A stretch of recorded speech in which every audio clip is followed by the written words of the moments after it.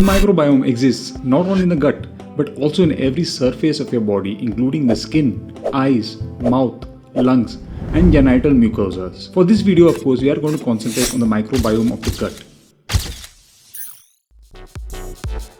Your microbiome is unique only to you, and genetics have a big role to play in the constitution of your gut microbiome. Majority of your gut microbiome is acquired at birth. It only gets modified over the years through your choices. 99% of genetic material present in your body belongs to your microbiome.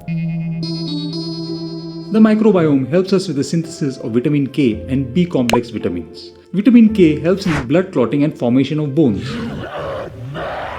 And along with B complex vitamins have a vital role to play in the immune system. When we say that it plays a vital role in the immune system, we have to understand that it has far-reaching ramifications, including fighting of viral infections, bacterial infections, and cancers. Vitamin B12, part of the B complex vitamins, cannot be synthesized by our body. We have to depend totally on the microbiota for its production. Vitamin B12 helps form RBCs and DNA. You might have noticed people having low hemoglobin levels are often prescribed vitamin B12 injections. The microbiome is also connected with our mental health. Your gut and your brain are connected? Weird, isn't it? Though there are theories on how this occurs, the exact mechanisms are not yet clearly understood. But if you think of it, it makes sense. When you feel anxious, don't you feel butterflies in the tummy? Anxiety may even give you the urge to go to the loo. The human microbiome is one of the most hottest areas of research over the last 15 years, with so much data coming up regularly. The microbiome most commonly is referred to a group of organisms which reside in your gut.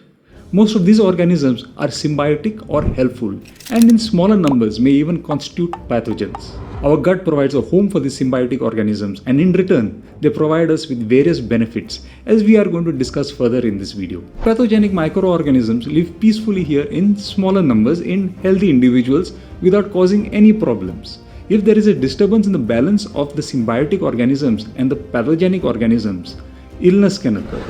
This imbalance is also known as dysbiosis and can occur due to infectious diseases, prolonged antibiotic use, lifestyle factors, and certain diets, among others. Organisms that constitute the microbiome include bacteria, fungi, viruses, and archaea, amongst other organisms. Yes, archaea. Did you know this type of organism exists?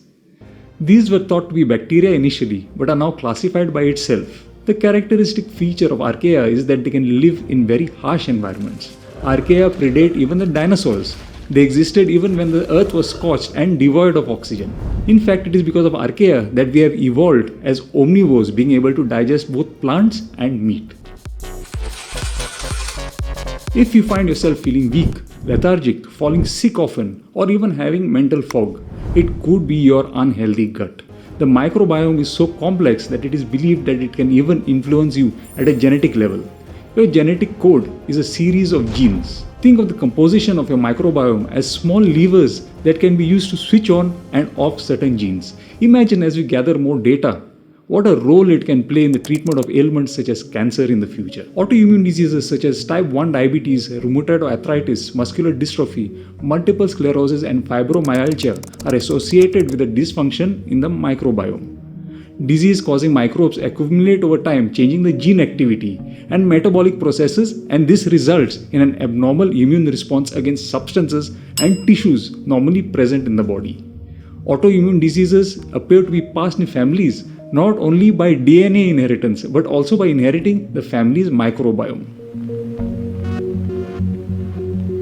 It has been found in studies that the microbiome in individuals suffering from type 1 diabetes is a lot less diverse. So how can you manipulate your microbiome to be diverse? By and large, a diverse microbiome is a healthy microbiome. Most simpler carbohydrates ingested like sugars and lactose are digested in the upper part of the intestine. More complex starches and fiber cannot be digested here and move further to the distal areas of the intestine and colon, where they are broken down into short-chain fatty acids. These short-chain fatty acids can be used as a nutrient source and possibly helps in preventing chronic disease and bowel cancers. Short-chain fatty acids have also been used to treat bowel disorders like Crohn's disease and ulcerative colitis. In a study of obese and lean twins, it was found that obese twins had a lower diversity of the microbiome than the lean twins. This means that the microbiome of the obese twins had a greater efficiency of harvesting calories than the leaner twins. Therefore, obesity has also been associated with a poor combination of microbes in the gut. Whom you meet, whom you live with, and most importantly, your significant partner can dictate the composition of the microbiome. Studies have found that a cohabitating partner can influence your microbiome to a certain degree. Even interacting with animals can change your microbiome. Dust from homes with dogs changes the composition of the gut microbiome in children, which makes them less likely to develop allergies growing up. And until now, we have only touched the tip of the iceberg. Exercise induces positive changes in the gut microbiota composition and in the microbial metabolites produced in the gastrointestinal tract. Spending time outdoors, touching the soil, will influence your microbiome. Consumption of alcohol several times a day reduces the diversity of your microbiome. Here's a video where you can understand how to modify your diet to influence your microbiome. In this series of the fascinating microbiome, we are going to learn more about the microbiome and how we can manipulate it to be diverse and healthy. Like, subscribe, signing out, Dr. Rohan Fonseca.